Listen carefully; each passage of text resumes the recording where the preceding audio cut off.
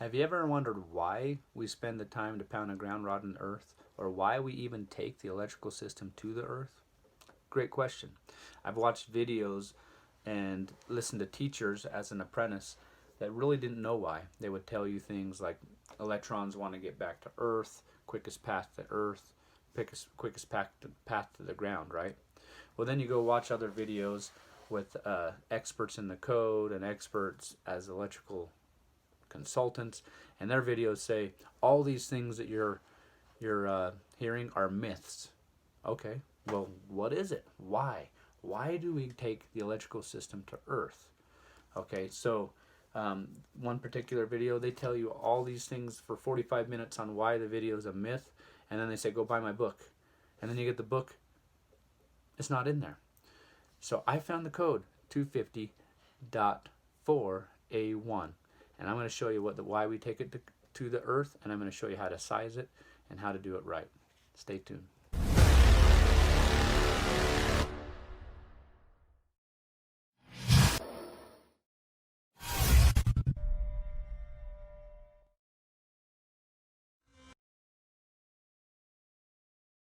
So right here in the NEC, this is the 2020 National Electrical Code put out by NFPA. This is NFPA 70, which is the National Electrical Code. So 250.4A1, and it says the electrical system is A1 is electrical system grounding. Electrical systems that are grounded shall be connected to the earth in a manner that will limit the voltage imposed by lightning, surge, line surge, or unintentional contact with high voltage lines, and that will stabilize the voltage to earth during normal operations. And then it gives you a informational note about how a lightning protectant system is done on NFPA 780. Okay, that's a whole different thing, but it does talk about lightning. So that's why we take it to earth, so that we can keep imposed voltage from those sources, line surge, unintentional contact with the power line, and lightning. So that's where people get confused with it being lightning protection. And it also talks about keeping the system stabilized to help stabilize the voltage during normal operations. So that's why we take it to earth, right? So we spend a lot of time pounding in ground rods and doing all those things to stabilize and to protect our house or our building. Okay, so today I got a call from JD, my friend Jeff, and he got called out by an inspector who was telling him he was sizing it wrong. Now this inspector actually was incorrect in the way he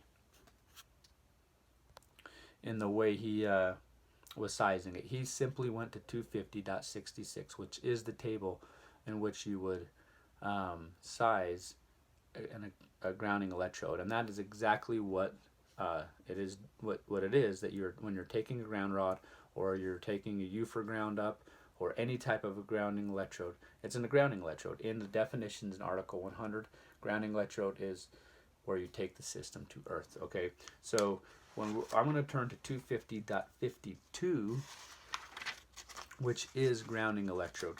Okay, 250.52. I will tell you about the different types of electrodes, okay? And then when you turn to 250.53, it'll start telling you the rules on those, okay? So 250.52 tells you about the grounding electrodes. The concrete encased electrode, you've got ground ring, you've got rod and pipe, you have a plate electrode, okay? Those are all types of grounding electrodes. So you don't simply go to 250.66 and size that way, because there's certain rules, like a ground ring needs to be a number 2 at least 30 inches in the ground, right? Well, and we're going to get into this one. This is the reason I'm making this video. We also have the issue where we're going to do ground rods, and that is the most commonly used grounding electrode, especially where you're doing new services. So the big thing is, why do we have to do 2 ground rods? A lot of guys ask, do we always have to do 2 ground rods? Well, according to 250.53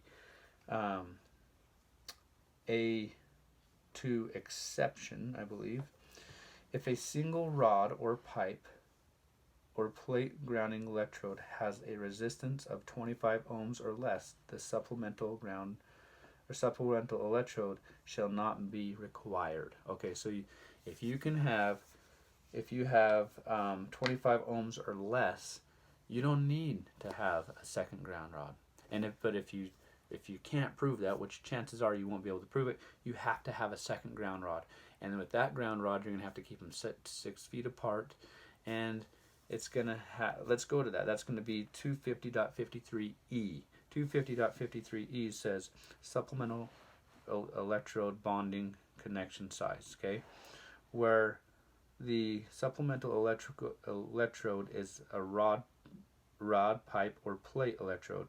The portions of the bonding jumper that is solely connected to the supplemental ground electrode shall not be required to be larger than a number 6 copper 4 aluminum.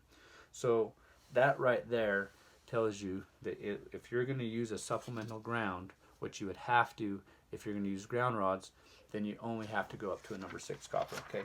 Also, in the text of 250.66, not the table, 250.66 actually has its own section of verbiage. It's not just going to be a table. So if you find 250.66, I found this today, so I might take a second on this one. This is a brand new code book, and I have not even highlighted it. 250.66.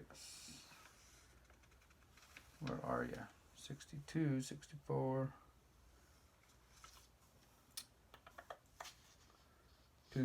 66 right here. It actually also says that you have got to have a number 6. So right here, 250.66A, connections for pipe or plates. If the grounding electrode, conductor, or plate or bonding jumper connected to a single multi-rod, pipe, or plate electrode, or a combination thereof, as described in 250.52A5 or A7, does not extend onto other types of electrodes and require a larger size conductor. The grounding electrode conductor shall not be required to be larger than a number 6 copper, number 4 aluminum. So that inspector was wrong, because he's just simply going to the size of wire. Now there's more that goes into it. If you have a single family dwelling, there's the 83% rule, and in NEC 2020 code, it actually moves that from 310.15 to 310.12, and it gives it its own little table. Now I'm getting kind of off on that, but your size you would size that according, you would size your grounding electrode according to that table, because your electrodes are sized according to the largest feeder. So for all you guys that aren't electricians, you probably got lost a little bit there. Let me recap real quick. So on the recap, we take the system to earth to keep it safe from line surge, unintentional contact with the power line, and lightning, voltage imposed by lightning, right? And then we have, we don't just size it off the table 250.66, because you have to know about each individual electrode. In order to find about those electrodes, you're going to have to go to 250.52 and 250.53 before you just jump over and hit that table.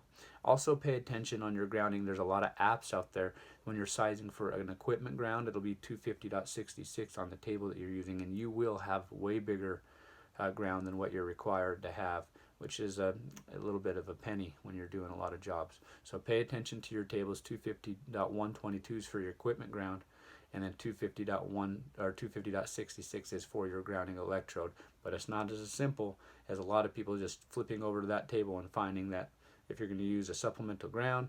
I would say if you're going to use a U for ground, go ahead and just hit 250.66. But don't take my word for it. Go and look in 250.52, 250.53, and make sure that there's not a minimum size or a maximum size requirement.